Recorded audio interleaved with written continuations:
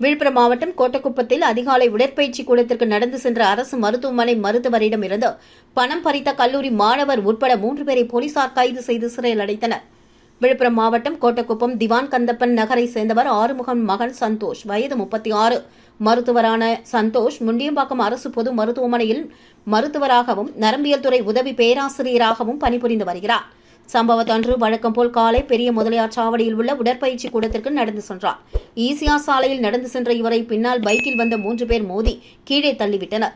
இதில் நிலை குலைந்து கீழே விழுந்த மருத்துவர் சந்தோஷின் செல்போன் மற்றும் மணி பர்ஸ் சாலையில் விழுந்தது. பைக்கில் வந்த 3 பேரும் பர்ஸை எடுத்துக்கொண்டு கண்ணிமைக்கும் நேரத்தில் தப்பிச் சென்றனர். இதுகுறித்து மருத்துவர் சந்தோஷ் கொடுத்த புகாரின் பேரில் இன்ஸ்பெக்டர் சக்தி வழக்கு பதிவு செய்து அரசு மருத்துவரிடம் பணப்பறிப்பில் ஈடுபட்ட 3 பேரை பிடிப்பதற்கு சப் இன்ஸ்பெக்டர் ராஜேஷ் தலைமையில் தனிப்படை அமைத்தார்.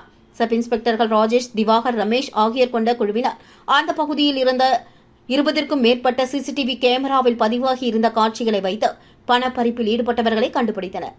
நேற்று காலை முக்கிய குற்றவாளியான கோட்டக்குப்பம் பெரிய தெருவை சேர்ந்த பஷீர் மகன் நசீர் பாஷா, வயது 21 என்பவரை பிடித்து விசாரணை மேற்கொண்டதில் இந்த சம்பவத்தில் ஈடுபட்ட கோட்டக்குப்பம் அம்பேத்கர் வீதியை சேர்ந்த குமார் மகன் சாம்பசிவம், முருகன் மகன் கீர்த்திவாசன், வயது 20 என மொத்தம் 3 பேரை கைது செய்து அவர்களிடமிருந்த டாக்டர் சந்தோஷிடம் பறித்த ரூபாய் 7500 பைக் உள்ளிட்டவற்றை பறிமுதல் செய்தனர்.